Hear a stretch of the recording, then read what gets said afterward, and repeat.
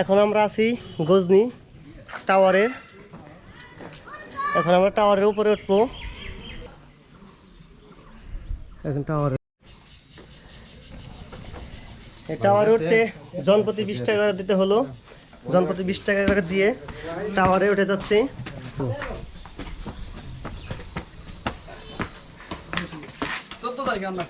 উঠতে উঠতে পাও ব্যথা হয়ে গেল গা। তাহলে চন্দ্রনাথ কিভাবে করে যাবো? হ্যাঁ, কেন্দ্র টাওয়ার থেকে সুন্দর ভিউ দেখতেছি।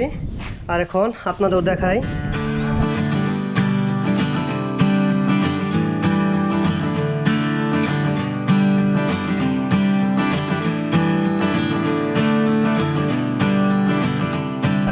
এখন আমরা টাওয়ার থেকে নেমে যাচ্ছি।